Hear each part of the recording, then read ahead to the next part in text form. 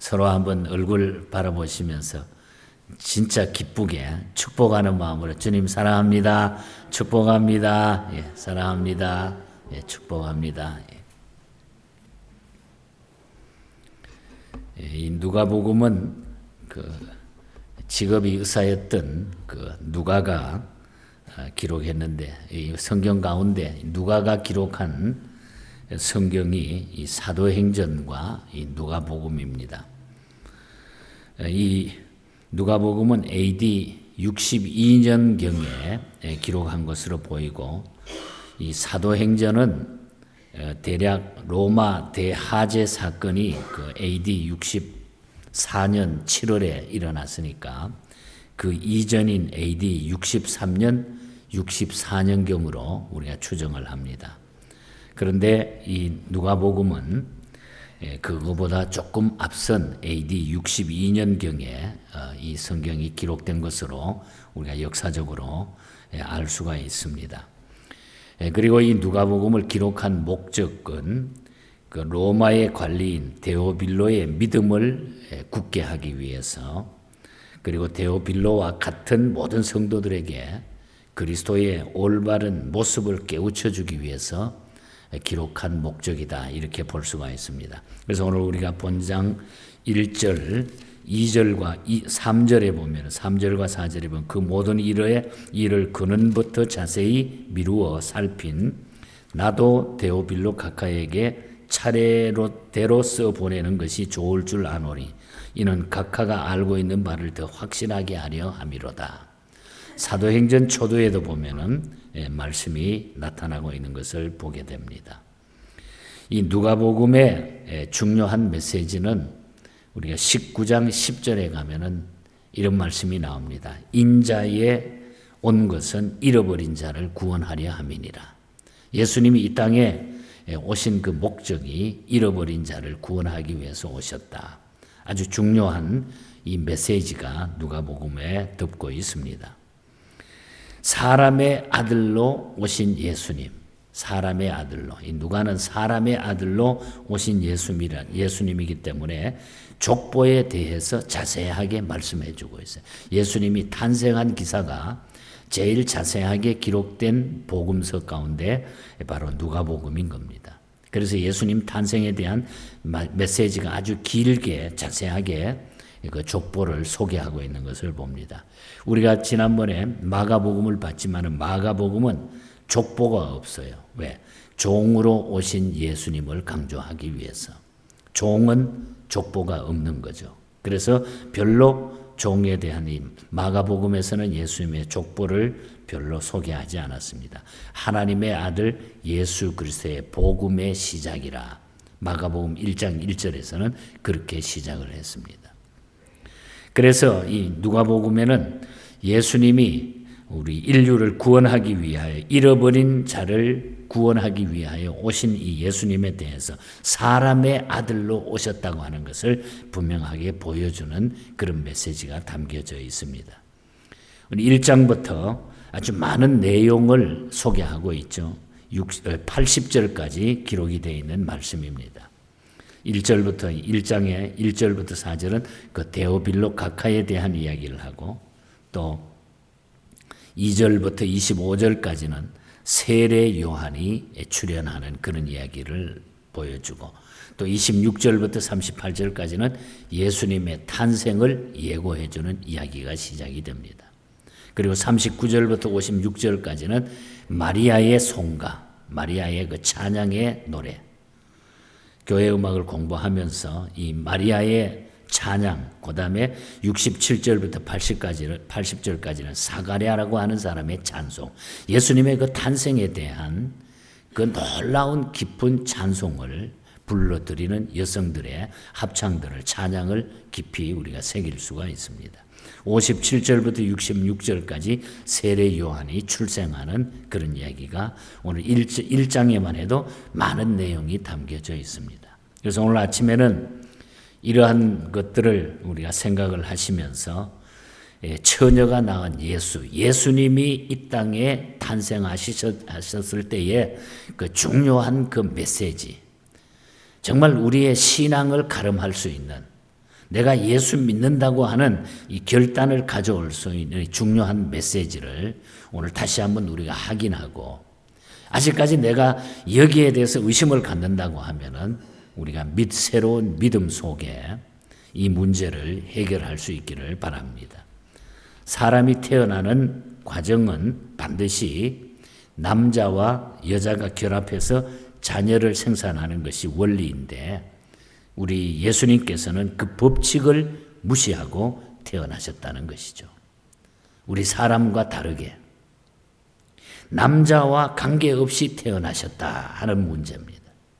오늘 34절에 보면은 마리아가 천사에게 말하되 나는 남자를 알지 못하니 어찌 이 일이 있으리이까. 나는 남자와 교제도 하지 않았고 남자와 잠을 자지도 않았고 남자를 알지 못했는데 어찌 이 일이 나에게 일어났느냐. 이는 마리아는 그때까지도 남자와 결혼하지도 아니했고 남자와 부정한 방법으로 정을 통한 적도 없는 순수한 처녀로 순결을 고이 간직했다고 하는 고백입니다. 나는 전혀 그런 일이 없었는데 어찌 이런 일이 있습니까? 하는 그런 고백이죠. 그런데 천사의 말을 들으니 하늘이 무너지는 듯한 엄청난 소리가 아닐 수가 없다는 것입니다. 안 그렇겠습니까, 여러분? 그래서 그는 우선 남자를 상대한 적이 없다고 솔직하게 말을 하고 천사의 설명이 없는 한 천사의 말을 이해할 수 없다고 하는 의아한 표정을 마리아는 이야기하고 있습니다. 누구나 마찬가지겠죠. 이런 일이 있었다고 하면 아마 우리 여성들이 그런 일이 있었다고 하면 누구나 여기에 대해서 큰일 났다. 어떻게 이런 일이 있느냐. 아마 그렇게 하지 않았겠습니까? 여기서 예수 그리스도는 성령으로 잉태되었다고 하는 것. 성령으로 잉태되었다고 하는 것. 이걸 어떻게 우리가 믿음이 아니고는 이걸 우리가 설명할 수가 없는 거예요. 이걸 받아들일 수 없다는 거죠. 근데 여러분 다 믿으십니까? 예. 예수님은 아무 남자와 관계없이 성령으로 동정녀 탄생이 됐다. 이것을 오늘 누가복음에서는 확실하게 우리에게 믿으라고 강조해주고 있는 거죠. 증거해주고 있다. 그리고 성령으로 잉태하여 태어나셨다고 하는 걸 말씀해주고 있습니다. 35절에서 37절을 보면은 천사가 대답하여 가로되 성령이 내게 임하시고 지극히 높으신 이의 능력이 너를 덮으시리니 이러므로 나실 바 거룩한 이는 하나님의 아들이라 일컬으리라. 보라 내 친족 엘리사벳도 늙어서 아들을 배었느니라. 본래 임신하지 못한다 하던 이가 이미 6달이 되었나니 대저 하나님의 모든 말씀은 능하지 못하심이 없느니라. 능하지 못하심이 없느니라. 그러니까 아브라함의 아내 사레도 경수가 다 끊어졌는데도 불구하고 아들을 낳을 수 있었고, 여기도 엘리사벳도 늙어서 아들을 배었다. 그리고 네가 이렇게 된 것은 우리 하나님의 은혜다. 그리고 하나님은 하나님의 말씀은 능하지 못하심이 없느니라. 우리를 만드신 하나님께서 왜 그렇게 못하겠느냐 이 말이죠. 성령이 임하셨다. 성령이 임하셨다. 그리고 하나님의 능력이 덮으신다. 하나님의 능력이 덮으신다. 그렇게 말해서 이는 구름이 땅을 덮는 것처럼 덮어서 그늘을 만들듯이 했다는 거예요. 그리고 37절에 보면은 하나님의 말씀은 능치 못함이 없느니라. 여러분 그렇게 믿으십니까? 예. 능치 못함이 없습니다. 그렇습니다, 여러분. 하나님의 말씀은 천지를 창조한 말씀인 것입니다. 그래서 히브리서 기자도 히브리서 11장 3절에 말씀으로 모든 세계가 하나님의 말씀으로 지어진 줄 우리가 아나니, 믿음으로 모든 세계가 하나님의 말씀으로 지어진 줄 우리가 아나니. 그래서 우리가 믿음이 없이는 우리가 이해할 수 없는 일이에요. 믿지 아니고는 우리가 감당할 수가 없는 일이에요. 이것을 우리가 믿어진다고 하면 그것이 최고의 복이라는 거죠. 이걸 못 믿기 때문에 우왕좌왕 이랬다 저랬다. 자기의 갈 길을 늘 꼬불꼬불 넘어졌다가 어찌할 바 몰랐다가. 그러나 여러분, 믿음은 바라는 것들의 실상이고 보지 못한 것들의 증거고 선진들이 이로써 증거를 얻었다. 믿음이 없이는 하나님을 기쁘시게 못한다 하는 이 사실을 기억하고 여러분, 이 사실을 믿게 된 것을 하나님 앞에 감사하시기를 바랍니다. 여러분, 성령의 능력으로 마리아에게 예수 그리스도를 잉태케 하는 것은 아무것도 아니라는 거예요. 하나님이 다 만드셨는데 왜 못하시겠어요? 사람을 만드신 하나님께서 왜 그것을 못하시겠느냐 이 말이죠.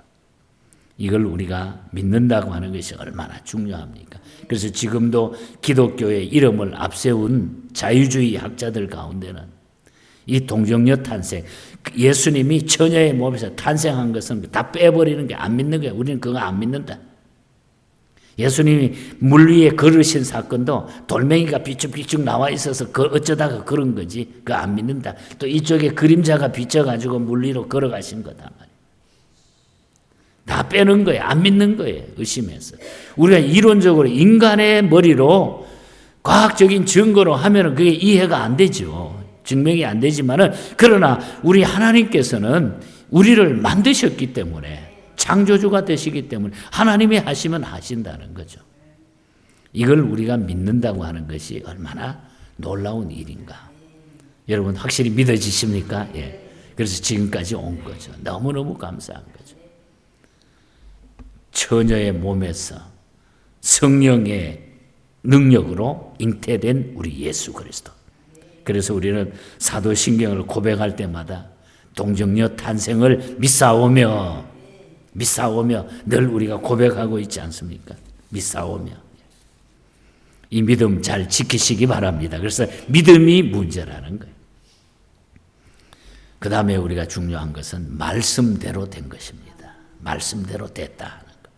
38절에 보면은 마리아가 이르되 주의 여종이오니 말씀대로 내게 이루어지리이다 하며 천사가 떠나가니라.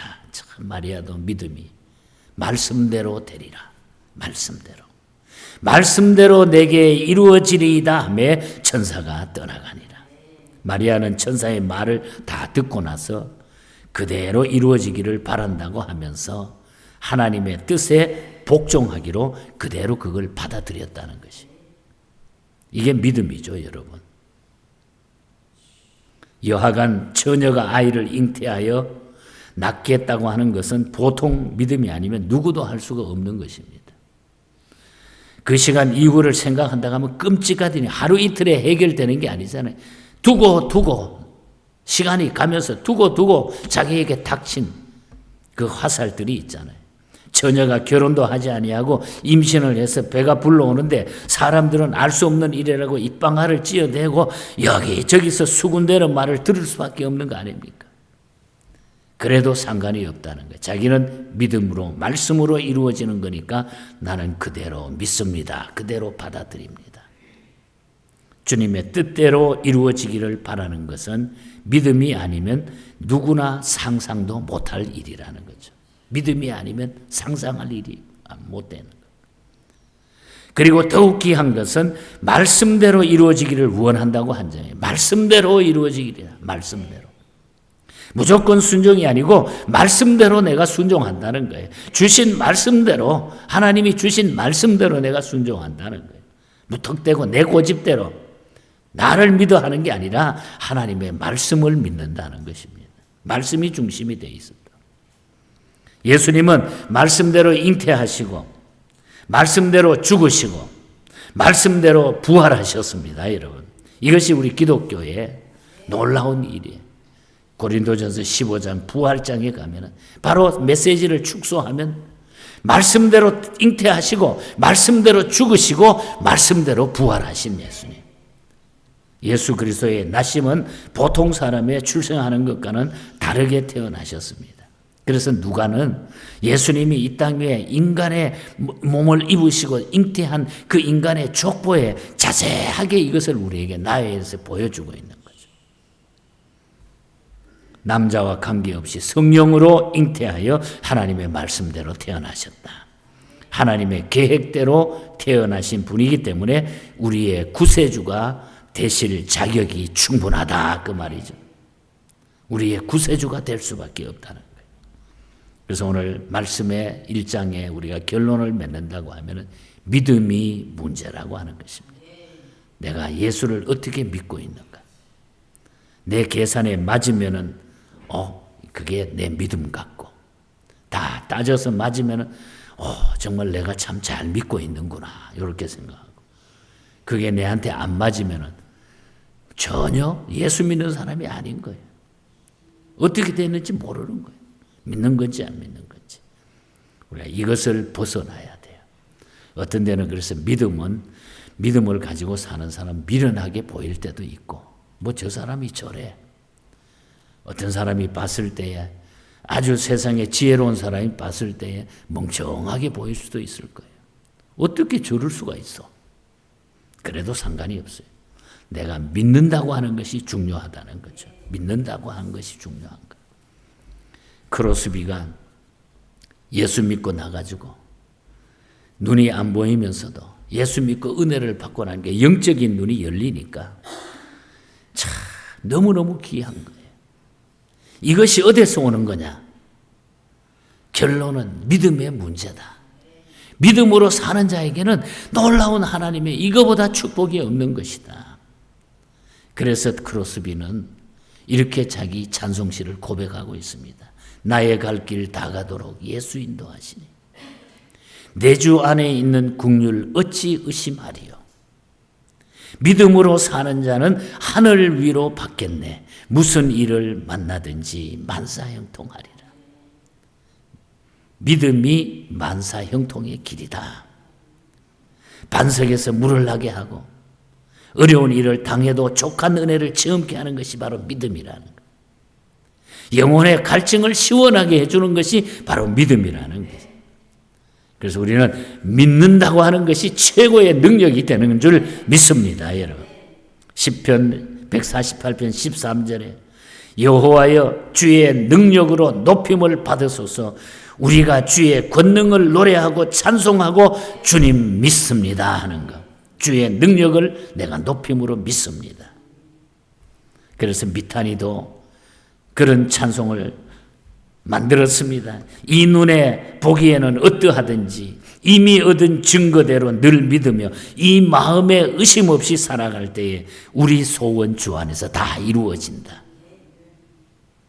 당신의 거룩함을 두고 맹세한 주 하나님 아버지는 늘 미쁘다. 그 귀한 모든 약속 믿는 자에게 능치 못할 무슨 일이 있을까? 능함이 없다. 우리 하나님은 능치 못함이 없는 줄 믿습니다, 여러분. 그래서 이 능력을 우리가 가지고 있으니 우리는 얼마나 예수 믿는 것이 좋으냐 이 말이에요. 그래서 우리는 이 주님께 모든 것 다 맡기고 좀 인생을 시원하게 살아가시기를 바랍니다. 요즘 같은 험준한 이 시대에 여러분 좀 기쁘게 다 열어놓고 하나님 앞에, 하나님 알겠습니다. 왜 이렇게 되는지 알겠습니다. 그냥 하나님 말씀대로 하시옵소서. 이러면 마음의 평화가 옵니다. 건강 문제, 경제적인 문제, 뭐 가정에 고민거리들 있으면 다 이렇게 맡겨버리면 거기에서 우리는 자유함을 얻게 되는 줄 믿습니다. 우리 주님은 이 영혼을, 우리들을 구원하시기 위해서, 잃어버린 양을 구원하시기 위해서 오신 거예요. 이렇게 오신 거예요. 이 뜻을 깊이 새기면서 감사하며 주님을 찬송하며 살아가는 저와 여러분이 되시기를 주님 이름으로 간절히 축복합니다. 우리 함께 기도하겠습니다.